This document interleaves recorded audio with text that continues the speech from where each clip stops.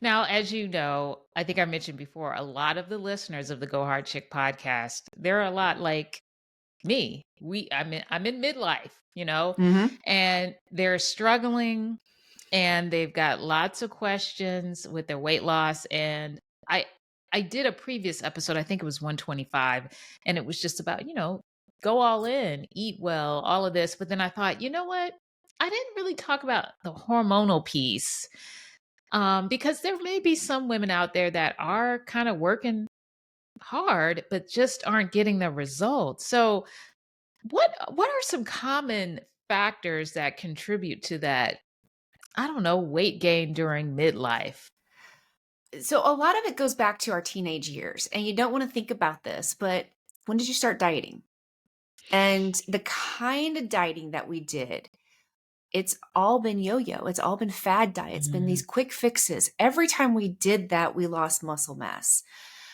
Every time we went and tried to get into the skinny jeans or the prom dress or the wedding, being the bridesmaid, you can remember all the times that you've started these crash diets. You lost weight for a hot minute and then you gained it back and then it brought friends, which is so frustrating. It's so frustrating mentally, it's frustrating physically.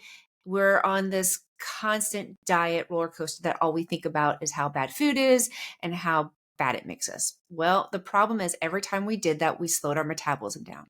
That's why a diet stops working. You're like, it worked before. I had these great results. And then it stopped working. Well, because we have been chasing skinny for so long and not chasing health and not chasing strength, that now it comes to midlife. And I always say that, those places that like the Cash app where you can get a cash advance on your paycheck. We Mhm. kind of been doing that with our bodies. Every time Mm. that we did this yo-yo dieting, we're borrowing from the future. So all of a sudden, 40s, mid 40s, 50s comes up and it's the perfect storm. Our estrogen goes lower, testosterone goes a little bit lower. Our metabolism, we think, goes to a screeching halt. The problem is it's been slower because every time we lost muscle mass, it has decreased. And then we add in perimenopause and menopause. And now we're like, wait a minute. And ladies, I was there. I understand this. It's like, where are the inches coming from? Why are my hips getting bigger? Why am I working out all the time? I'm not eating anything. And things are, I didn't want to look at myself in the mirror. I'm teaching fitness classes. I'm the one that people are looking to and saying, well, she can't get it together. What the heck am I doing here? And I get that. I get that feeling, just feeling frustrated. It's the worst feeling in the world. I call it my Stay Puft Marshmallow Boy phase because I felt like, Ghostbusters, I felt like a marshmallow. That's what I felt like. And what we have to realize is that yes, we can help this time, but number one is getting off the diet roller coaster. We have to understand that we are under eating a lot. We're not getting enough protein. And we think we might be doing healthy. We think we might be eating clean, but it's a ultra processed clean of healthy convenience foods. Mhm. So, what cereal are you eating? Are you eating a cereal that says it's going to help you lose weight if you have a bowl a day? What protein bars are you eating? Are they similar to the nutrition in a Snickers bar? What shakes are you drinking? Is it loaded with artificial sweeteners? And then are you even getting enough? And then how much cardio are you doing? Now, I'm not going to say don't do cardio because cardiovascular fitness is very, very important. But we have a tendency to put too much, weight into cardio fitness and thinking that is what's going to help us burn fat, because let's face it, that's what we've been told. A lot of the things that we believe are things that we've been told through the years. And we're like, but they say to burn more calories, you got to do a lot more cardio and you have to eat less. Mhm. That's what sets us up for failure. And that's what got us to this point. So now we have to start looking at weightlifting. Now we have to start looking at fueling our bodies. Are we going to get back to our 16-year-old self? that, what if whatever your best self was? Probably not. And you have to be okay with the person you are now and the body that you can create now, because we're amazing. It's like we're in our midlife. This is the time that we've learned to say, you know what, I don't need that younger self anymore. She had so many insecurities. Now it's time to come into my own and be okay with who I am. Because I'll tell you, no matter how many inches you lose, if you're not happy with yourself today, you won't be happy with yourself tomorrow. Yes. Oh my gosh, you Mm. said a mouthful, Amy. Oh my gosh, I was taking notes because I wanted to remember some things. Okay, but let me, if you don't mind, can we Yeah, start at the top? yeah. Because we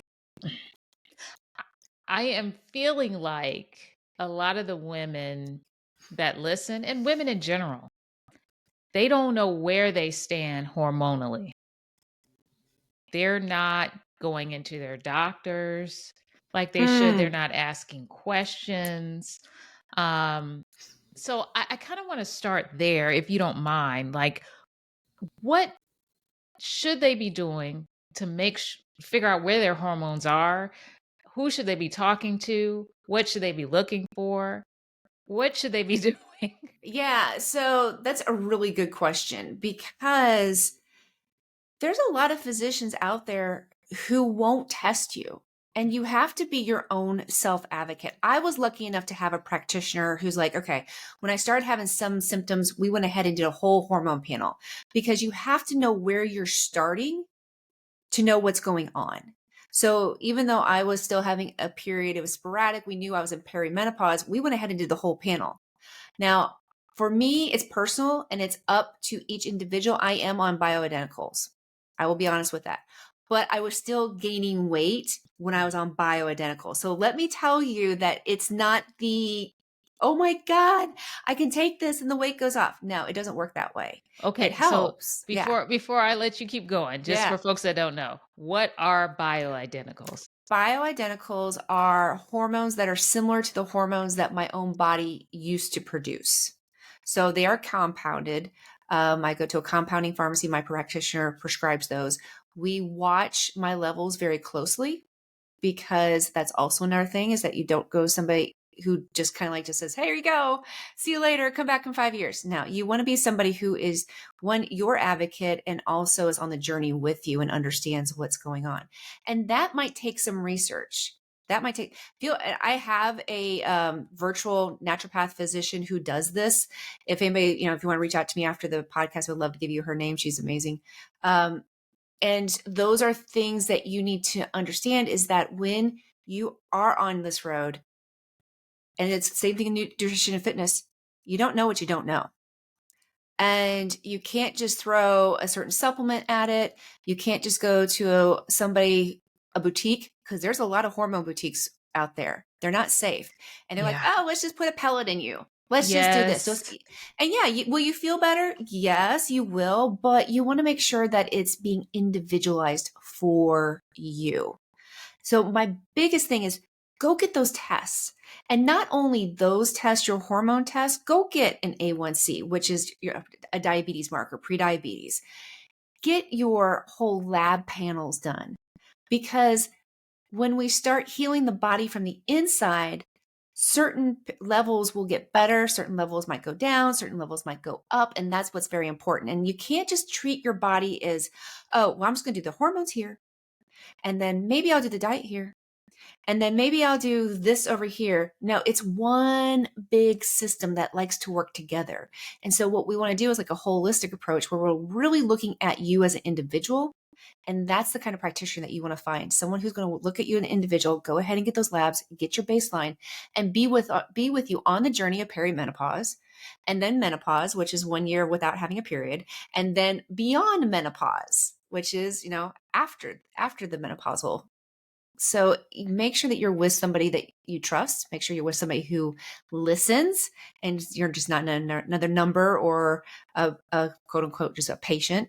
Make sure that you're on with somebody who is going to be there with you as a guide, and really is advocating for you too.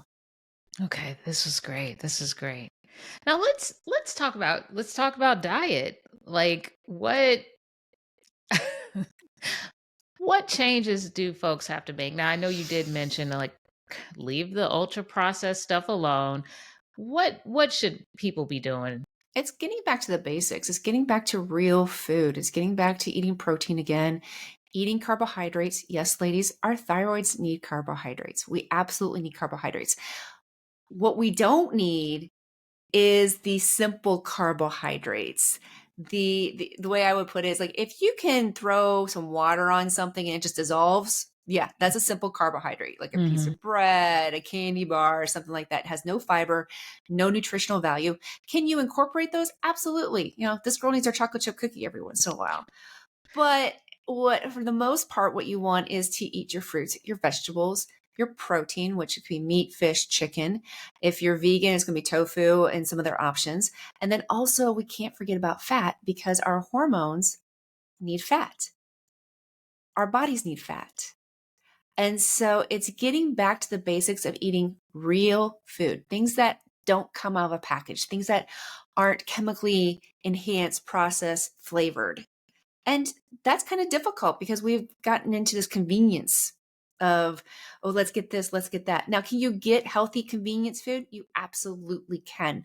What I'm talking about is things like ultra processed foods, things that have the additives, added chemicals, added preservatives, added colors, added sugars. So if anything this is added this, look, a good example is Fruit Loops, right? It has all these vitamin minerals. They got added. That wasn't there in Right. the first place. The Fruit Loops are artificial colors, and because it has vitamins doesn't mean it's healthy. It had added vitamins and minerals. So if we get back to the basics and eat real food, that's a good stepping stone. Okay. Okay. Now let me ask you because we're on the real food thing.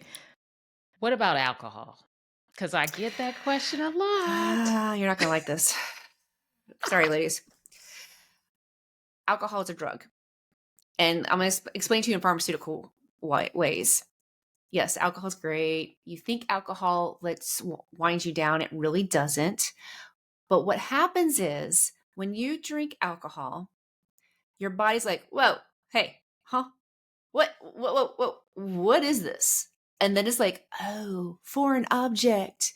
Okay, body, stop metabolism, stop all processes. Everything's going to the liver. Get it out. And that's what happens. And so if you are drinking every single night, wind down night, 5 o'clock somewhere, need that alcohol every single night, you are going to increase your fat stores. You're going to decrease your metabolism, which is what you don't want. Now, can you have a glass of wine here and there? Yes, you can work that in.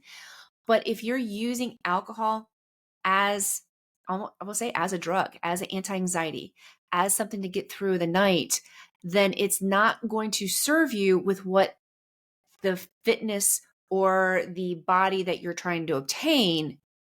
You're actually going like 3 steps backwards and not forward at all. So you could have this great, you're doing, counting your macronutrients, you're counting how much protein, fat, and carbohydrates you're doing. You're like, oh, but it fits. I have it fitting into my, because this, I'm taking out so much fat, so much this, it fits. No, it's still not going to get you forward. And if you're okay with that, then be okay with that. But if you're looking at, well, why can't I lose the mid fluff? Why can't I lose this middle stuff? Why am I not seeing gains? It's going to be partly blaming the alcohol. It is. Yeah. Now I just wanted to bring this up because it was something I never thought about. Like just how you mentioned the on and off yo-yo dieting that we've done probably since we were teenagers, or at least Mm-hmm. for me, I definitely can remember college starting. That's where my dieting probably started. And it just never occurred to me, just the muscle loss, because I will say, I didn't really start lifting weights until my mid late 30s. Mm-hmm. And it just never occurred to me that, yeah, Yeah. that I mean, muscle loss. think about how many times you went on a diet, whether it was in Cosmo or you read on it somewhere else, or okay, cabbage soup diet. Yeah. The Mayo Clinic one, which had hot sauce and maple syrup, and it was some kind of Yes, crazy one, yes, right? I did that. Right? What was it called? The lemonade diet? Is that Yeah, it? something Yeah, like that. yeah. And then my Cleanse, favorite lemonade is, cleanse. Yes. and none of these are, because that Mayo, that's not a Mayo Clinic diet. Then there's another one that is the like boot camp diet that is supposedly to get ready for boot camp, which is absolutely, that's not. Um, I turned orange in college because all I ate was carrots. I mean, it was all these extreme things Yeah. that we did. And I'm with you. I didn't really start picking up weights seriously until about 4 years ago. I've always weightlifted, but it was always like in group fitness. It was always with the 8 pounds, the 12 pounds, the lighter weights. And when this is another reason why we've done all the things that we've done to our bodies. Okay, I taught a lot of classes. I had people who came to all my classes. So they were doing the exact same thing I was. I was under eating, overworking out. So all that time where I thought I was burning fat, because that's what we're told, I was burning muscle. Mhm. So all those high repetitions is going to get you long and lean is BS, ladies. I don't care what anybody says. Whether it's Jennifer Aniston or that's like, oh, but I do Pilates, I'm gonna get long and lean. No, I'm 5'5" and I am German. I am stocky. It's not gonna happen. But I can lift. And when I started lifting heavy is when I got smaller. Yes. We're not Yes. gonna be Arnold. We're not gonna be these people on stage. That is a specific protocol.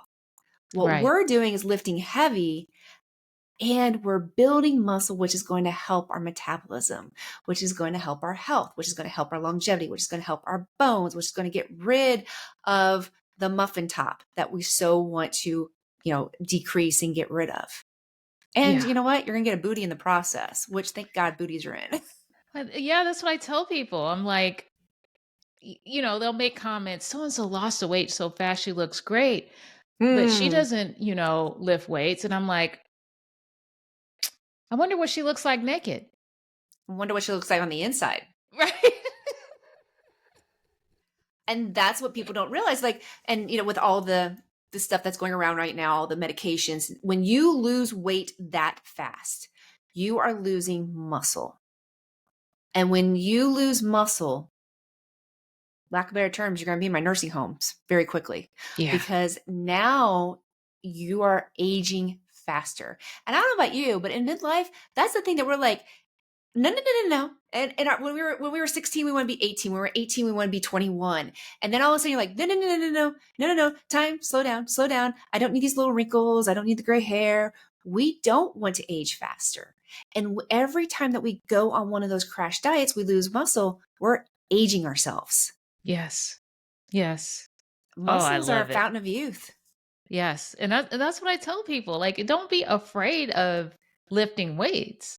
Yeah. Someone I mentioned that. I say this all the time, and someone asked me the other day, um, well, do I have to lift heavy? Yes.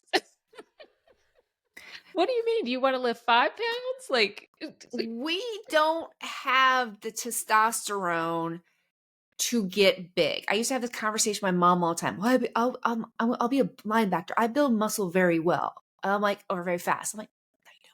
But it's in our head that we think we're going to get this she woman bulky, that I don't know where that came from. Probably back, I would say back in the 50s, when women started to lift weights. And I think men were scared of that. And so they're mm, like, but you need to stay feminine. And if you lift, you'll be a male. That's not the case at all. Lifting helps prevent osteoporosis. Lifting helps prevent disease. Lifting is going to keep you from falling, from breaking your hip.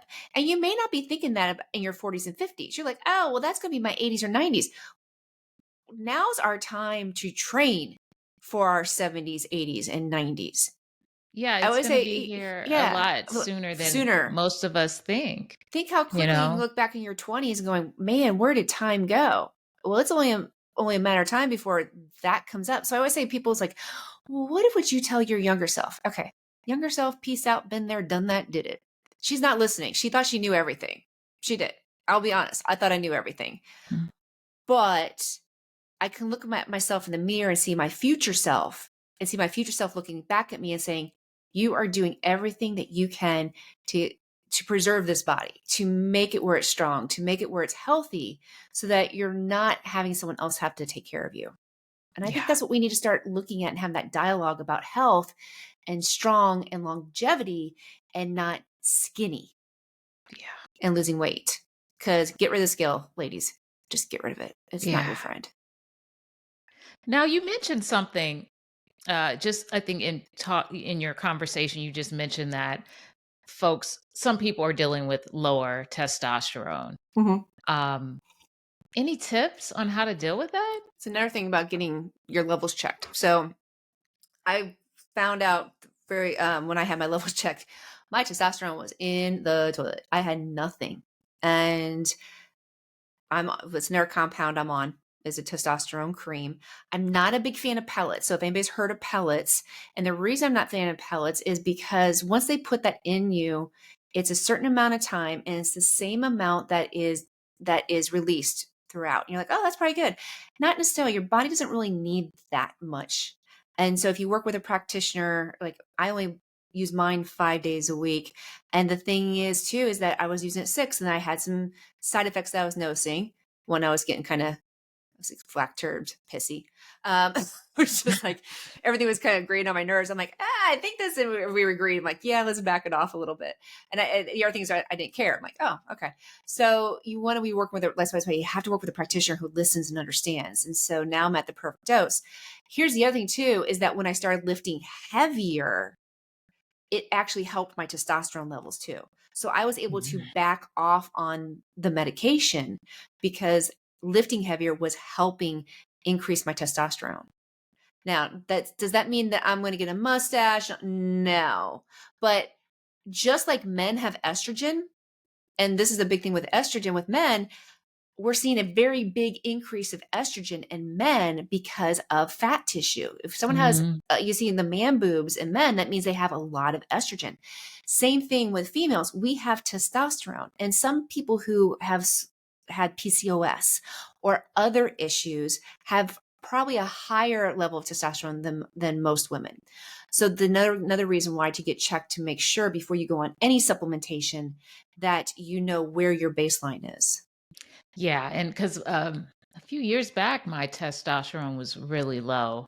Um, but as you said, as I lifted in the gym and continued to progress with my weightlifting, it did come up. Mm-hmm.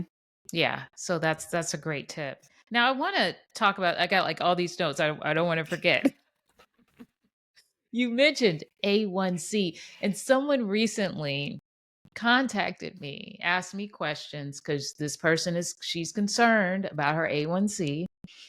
And she mentioned that, gosh, I've been doing better and it's just nothing's working. So why do I even need to do this? And I was like, well, how long you been doing this? And it was really only like a month that she's been doing a little better. Talk to us about A1C, especially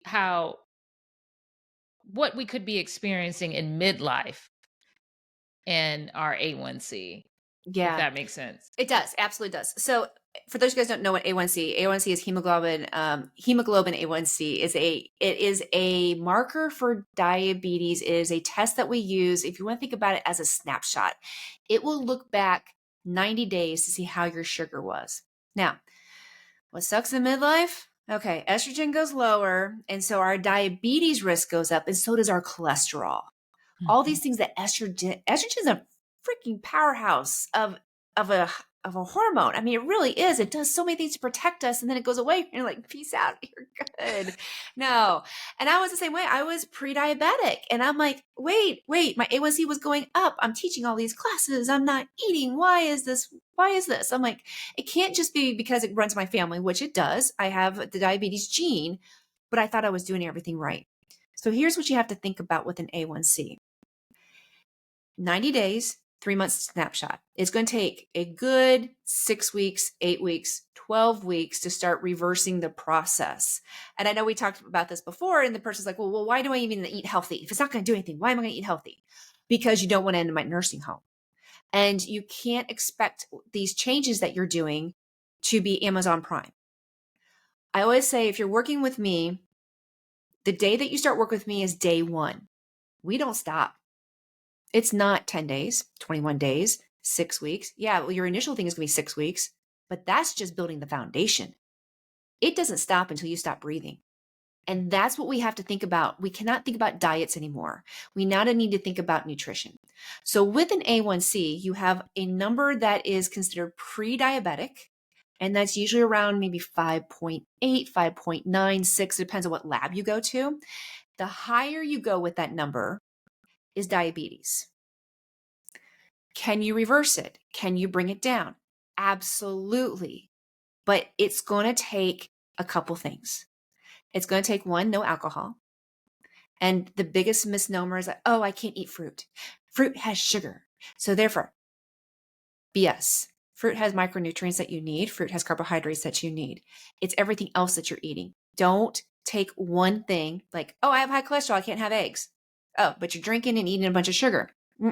No. So what we want to look at is, okay, your nutrition. Are you hitting your protein goals for the day? Are you eating fat? Are you eating carbohydrates? And yeah, maybe you can't do as many carbohydrates as somebody who has no issues, but you still need carbohydrates. So that's number one. Are you getting your macronutrients, your protein, your fat, and your carbohydrates? Number two, are you moving your body daily or are you sedentary? Because just going for a walk after you eat is going to dramatically decrease your blood sugar. Because what happens is you eat, things get broken down, blood glucose goes up in your blood. Now, if you go for just a 5 to 10 minute good brisk walk, that's going to pull the glucose out of your blood because guess what uses glucose? Muscle. Mm-hmm. Now, let's talk about your muscle. A huge reason why you need to build muscle is that the more muscle you have, the more insulin receptors you have.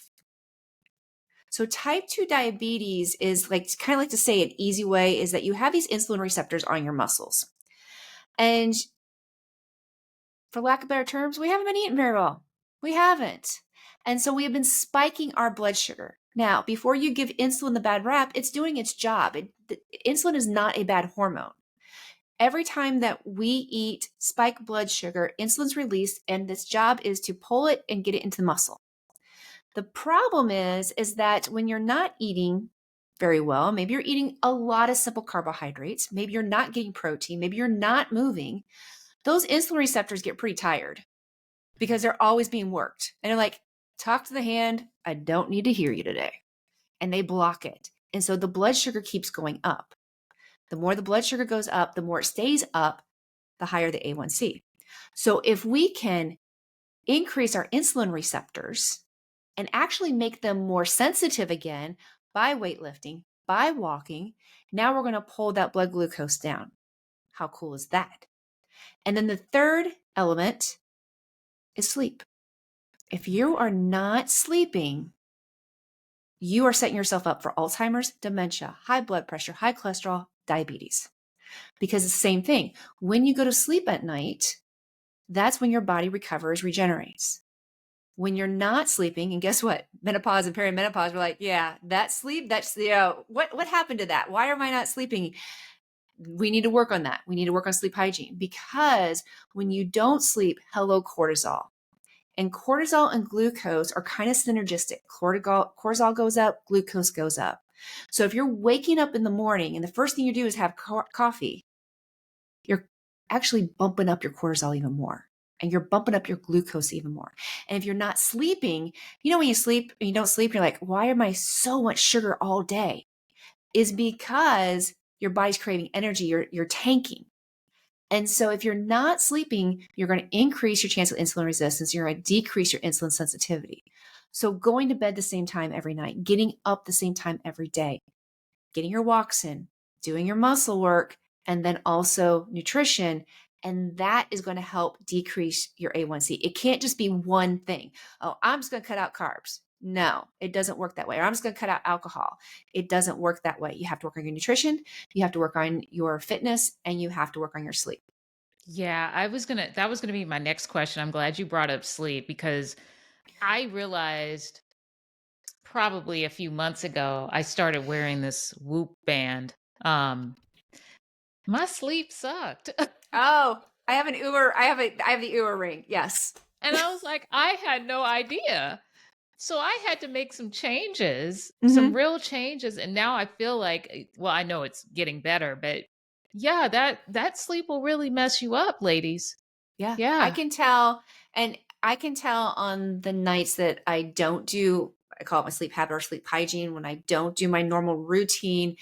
If a good example is we went to see Frozen, the musical, way past my bedtime. I had a drink that night and my sleep sucked. The restfulness, the where I never got into deep sleep ever that night. And you think that's why I said when people think about alcohol decreases their anxiety, it makes them relax, they sleep better. You really don't, because Mm-mm. you're don't get into REM sleep. You don't get into that deep sleep that you need, that recovery sleep. You might think that you are relaxed, but our bodies is so busy getting it out, it's not resting at all. It's not able to Yeah. rebuild, it's not able to repair.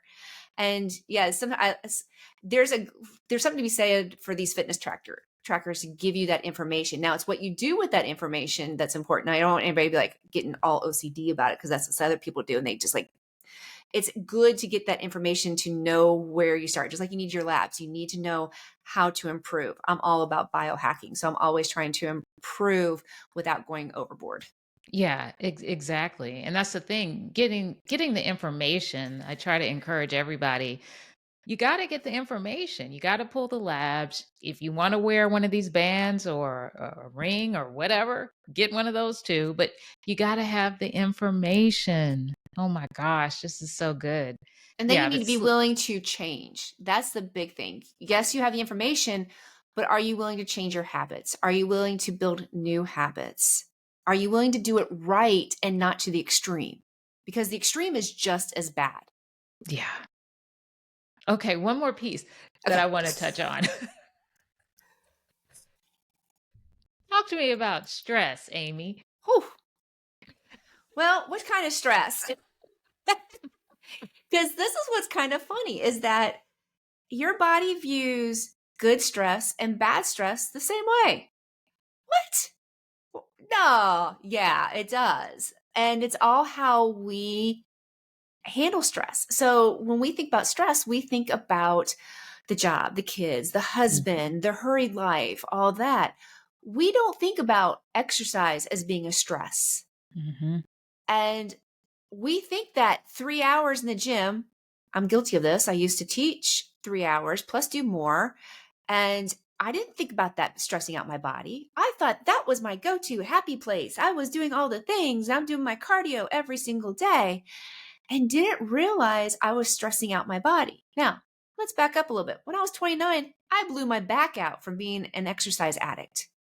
I didn't think anything of it because I'm like, oh, okay, it's not smoking, it's not drinking. But I was stressing the crap out of my body that my body blew. It blew. I look at back at that now and understand. Back then I'm like, oh, it happens, fix me, and I'm back at it. So any stressors we have, whether it's bad stress in a stressful life or we consider good stress where we're doing all this extra stuff, is not good for our body. So if you're working out all the time, what can you do? Back off. You don't need to be doing hours of cardio every day. Yes, you need to go for a walk. Midlife, hit twice a week. You don't need to be going to these boutiques and doing hit every single day. I realize you paid good money for that. And the thing is like, oh, I paid all this money, so therefore I need to go use it every single day and all these hours. No. And yes, will you see results right away? Yeah, because you're really overtaxing your body. But once again, you're breaking down your muscle. You are not increasing your muscle. So then what happens is you start gaining weight. You're like, I'm going, so I need to go another hour. I need to go another day. It's your body telling you to back off, that you need active recovery. You need just to go for a walk, do some yoga. If you have a Peloton, it's an endurance ride or a low impact ride. You don't have to do the crazy hit rides every single day. And what does that do? When you do active recovery, your body's like, oh, okay, I can rebuild, recover, rest. regenerate, all the R's. And understanding that, yes, stress can help, but way too much stress, whether it's good or bad stress, body sees it the same way, and it can actually hinder our results. Yeah, I'm so glad you brought that up because I did touch on that in one of my solo episodes, but I'm so glad you reiterated that because like you said, I was speaking to someone I think right around New Year's, and she's like, "Oh, you look great. What are you doing?" This is what I plan on doing. I'm going to do an hour in the morning and then an hour after work. And I was like, "That's a lot." I don't do that much. You Yeah. know, I don't think, you're going from zero. Like you haven't been doing anything, Be gentle with yourself. Yeah, and I mean, honestly, excuse me, the only people I need really do 2-a-days is if you're getting ready to go on stage, and that's hard, and that's hard on your body too. You can, and for females especially, it's hard mentally to do that Yes. and go back to what's normal. Understand that I used to think that all that exercise is okay. I was an exercise addict. I was addicted to the endorphins, addicted to them. Me too. And you can easily get, especially, and sometimes with weightlifting too, you can get addicted to that kind of like that exercise high. So you have to understand that it needs to be done for a holistic approach. It needs to be done in a healthier approach. That all or none attitude doesn't serve us. It's progress over perfection. All or none makes it where January 1st is a good example. January 1st. I'm going to clean out my pantry. I just joined the gym. I'm going to be there every day at 5:30 when they open. And yeah, what happens by January 12th, January 14th, it's all out the window because Yeah. you're trying to change too many things at one time and you're doing all or none instead of adding little things. If you are not a 5:30 in the morning person, you are never going to be a 5:30 in the morning person. Believe me, I used to see it all the time because I taught 5:30 in the morning classes and people would get so upset at the gym. Oh my God, the parking lot's full. But they were right. They're like, well, just wait in 2 weeks. They'll be gone. And it was true. Maybe one or two would stay around because they found their groove and they are a morning person, but the majority, no. So if you're not someone who's going to get up at 5:30 in the morning, why are you trying to do that? Okay, Right. maybe you're better mid-afternoon. Maybe you're better at lunch hour. Maybe you're better right after work. That's the best thing about working with a coach is that we're going to help you figure out what works for you.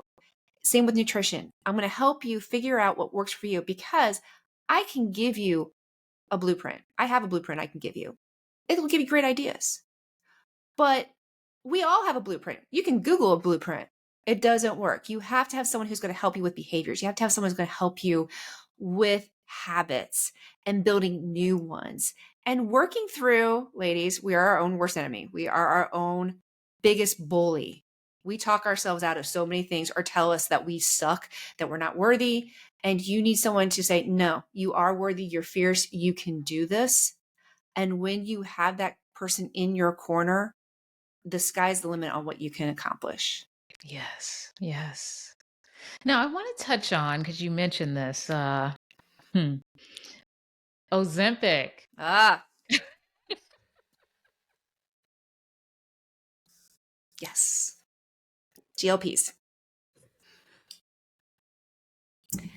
What you Okay. think, Amy? Okay. So I'm going to tell you two things. One, it is a huge breakthrough in the medical community. GLP-1s are a hormone that's found in your gut. It is a huge breakthrough in the fact that we now know a hormone can help with diabetes. A lot of things are hormone related. We know some, cancers are hormone related. There's so many different things. The problem I have with Ozempic is when it's being used by itself as a lifestyle drug. It is, so there's Ozempic, there's Wegovy, which are both semaglutide. There's Mounjaro, Trulicity, there's some other ones, but you'll hear mostly about Ozempic, Wegovy, and Mounjaro. Those are the big three. I understand the reason why to be on it. I understand when you think you've tried everything. Well, more than likely what you've tried has been calorie counting, which we know doesn't work. You really need to focus on your macronutrients, your protein, your fat, your carbohydrates. Here's the problem if you are just on Ozempic. And believe me, I am not saying if this is bad. If you are not working with somebody, work with somebody because you are not intaking protein. And I know it, but I'm not hungry. This is great. For the first time, the voices aren't going in my head about the cookie. This is the first time that I don't think about food. Okay, there's a problem with that. There's a disconnect. We can do that not thinking about food with nutrition. The problem is we've starved ourselves so much that our hormones, ghrelin and leptin, are doing their job and saying, girlfriend, you need to eat. Because guess what? We're overfed, undernourished. We eat so much junk that we don't get the nutrition. When you don't get the nutrition, your body's going, feed me. And it's sending those signals. And that's why you're hungry. But when we can increase your protein, GLP-1 will work naturally. Because remember, it's a hormone that's already found in our body. So when we start eating fiber, when we start eating protein, we can actually biohack ourselves to have that GLP-1 work. Now, when you're on that medication or thinking about going on the medication, here's some things you need to know. You stop eating. That's one of the side effects, is one of the least amount of side effects. But when you stop eating, remember we talked about how important muscle is? You are now going to lose muscle because you are not fueling your body. Your body needs amino acid. Where do you think it's going to get it? From the muscle. Your body will need some glucose. Where's it going to get it? It's going to pull it from the muscle. It's going to break it down. Now, this is scary for midlife. Your body needs vitamins and minerals. Where's it going to get it from? The bones. So what we're probably going to see in 5 years, something I'm calling old lady syndrome, is that we're going to see 35, 40, 45-year-olds who will have osteopenia or osteoporosis, who have sarcopenia, which is loss of muscle tissue. That's scary. That is. You don't want diseases of aging that you shouldn't see until your 80s or 90s, frailty. We shouldn't see that in midlife at all. And if you're in your 50s and 60s doing this, that's even scarier because it's a quicker ride to the nursing home. We don't want that. So if you're going to use this medication, one, we have to understand that skinny is not healthy.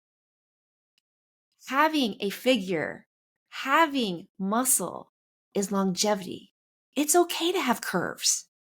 It's okay to have a booty and legs. It's okay to have a little bit of body fat. We're not meant to be ripped. And we have this disconnect in what we think needs to be done, or that waif-like look, especially us who grew up in the 80s, because that was the big thing. Is like all the models, and at least Cindy Crawford was one of the ones that was actually athletic, but a lot of them were waif-like, and we think that's what we're trying to get, and that's not healthy. So that's one of the side effects. The other side effect is what's called gastroparesis. It's the total shutdown of your stomach. The kicker is it's not reversible.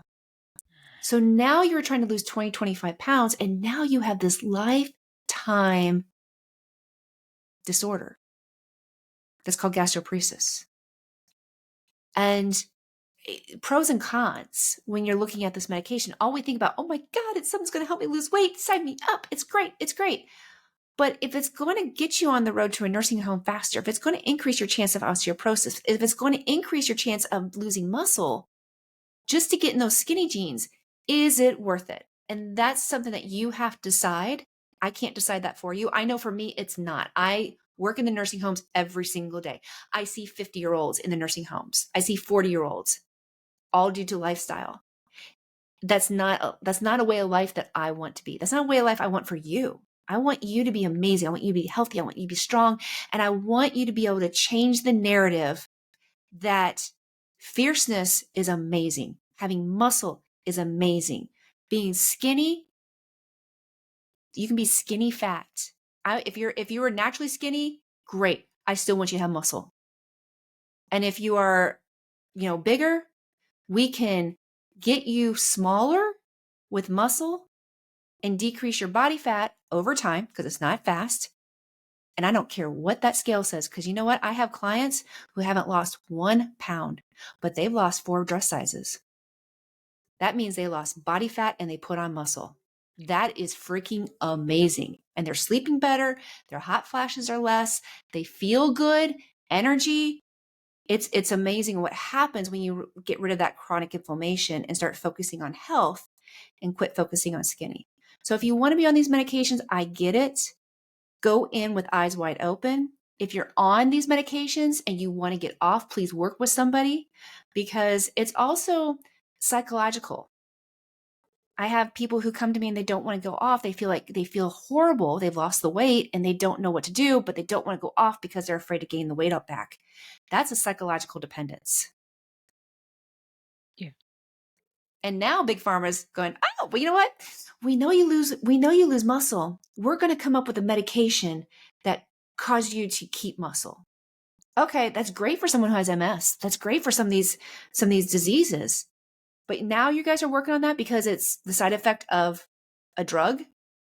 So you're looking at this drug. Okay, I'm going to be on this other drug. It causes nausea, so I'm going to be on this drug. It causes constipation, so here's another drug I'm going to be on. And now you're a walking pharmaceutical. Yeah. So off soapbox. Yeah, but Amy, I see some scary things. Even from doctors, like the stuff they're posting stuff, come get your Ozempic. And I'm like, what are we doing here? Because you have to understand, when was the last cash cow of a pharmaceutical? Yeah. Viagra. Right? Mm-hmm. Yeah. And so now we have another cash cow, and some people are just opening practices with this and taking cash and not insurance. So that's another way. Unfortunately, the diet industry is a $3 billion industry. They know we will spend money on anything to lose weight. They know that. And then, hello, women, they prey upon our psyche, and that those voices in our head, they prey upon that, and they're not in it for your best interest. And the other thing too is, like, doctors don't have time. They don't have those appointments that have 15, 30 minutes. So if they get somebody with a high A1C or hypertension and they're like, you need to lose weight. Well, before they would say, okay, which drives me nuts, they say cut carbs or do something, or don't eat more than 1,200 calories. They give them horrible advice because they don't know nutrition very well. Some do, some don't, but a good majority don't. And on your way. Now they have something they can prescribe. Yeah. Now they feel like they can do something because they have something to prescribe. It may not be the best thing, but now they have something that they can give when they thought they couldn't do before. Yeah. Oh, Amy, this was great. Like, I'm trying to think, did I miss anything that I wanted to? Is there anything that I didn't ask you that you wanted to share? I just want people to know, because I don't want to leave it on like, oh, she's, leave it on a low note. I always say, people always say, what's the secret sauce? I'm like, you're the secret sauce. If you want to change, if you want to do the things, like I have a client right now who just signed up with me, and she asked me, hey, do you have people that have reversed type 2 diabetes and hypertension? And I'm like, and got off their medication. I'm like, yeah, I have. And I said, but here's the deal. One, they are freaking awesome. And they put their foot down and said, no more. I am going to get healthy. It's like when someone says that they're quitting smoking cold turkey and they just stopped. They had that lifestyle change, and they started to identify themselves with someone who doesn't smoke. These people started to identify themselves with somebody who works out. They may have never worked out before, but they identify themselves with someone who works out. They start identifying themselves as somebody who eats well and starts tracking their food, not out of being OCD or then I hate the negative connotation, because I used to be one that's like, oh my God, I can't track food because it puts me in this negative headspace. Well, yeah, it did, because I was depriving myself so much. I could tell you 1,200 calories. I could like apple 100 calories. All right, there's a 100-calorie snack pack. None of the stuff I was eating was good to get to 1,200 calories. I thought it was kind of clean because it was labeled healthy, but it wasn't. When you start tracking the food that you're eating, it's crazy how much you have to eat. It's crazy, especially when it's coming from real food. Yes. And they go into it almost like on a mission, that they want to get healthy. They want to either stop what's going on in their family. They don't want to end up like their mom or dad. And it's amazing to watch the transformation, because like I said, they are the secret sauce. You are the secret sauce. If you decide that I'm done, I'm not living this way anymore, I'm going to change. That's not to say that those voices in our heads, they don't go away. I'm the same way. When I see someone doing Ozempic, I'm pretty sure Kelly Clarkson's one of them. I'm like, oh my gosh, dang, you see that. You're like, dang. But I also know that what I do is the right way. I'm healthy. I'm strong. Yes, I got some curves, and that's okay. because hear about Ozempic face and butt. Well, guess what? Our muscles have face. Our muscles are in our face. Our muscles are in our butt. It's not the fat that they lost. Yeah. So curve is good. Muscles are good. Getting healthy is good. Getting strong is good. Embrace that and embrace the uniqueness of you. Because I think we're all fierce. We're fierce women and we're just amazing human beings. And it's about time, especially in midlife, we need to take care of it. Take care of ourselves because we deserve it. We do. Oh, Amy, thank you so much. But I gotta let you tell the listeners how they can find out more about you. If they want to follow you, they want to reach out to you, how can they learn more? Okay, so I'm going to give you two things that you can do. One, you can find me on my website, which is amykwilson.com. So it's amykwilson.com. You can leave a message there, or you can find me on Instagram. And I would love, I hate to say it, this is a social media game. Like, share, subscribe, all that good stuff. But you can find me at the Nutrition Coach Pharmacist. That's the Nutrition Coach Pharmacist. I would love to give you that 5-day blueprint just to get you started. It has a lot of recipes. It kind of gives you an guide on 5 days on what to eat. We didn't get into a whole thing, but it's kind of low carb a couple days and then what we call regular a couple days. And then I give you 2 of my favorite recipes. One is a chili recipe, which tastes just like Wendy's. The rumor is, according to my mother, is that this is the recipe that Dave Thomas used, and it's healthy. You can make it in the Instapot. You can make it on the stove. It's really good. And like 5 ingredients. My favorite. 5 ingredients or less. Perfect. And all you have to do is message me chick, because I will know it was this. And that just message me chick and we'll get your email and I'll send you the 5-day blueprint, all free. So chick as like in go hard chick? Go hard chick. Okay. Yes. Thank you so much, Amy. Thank you.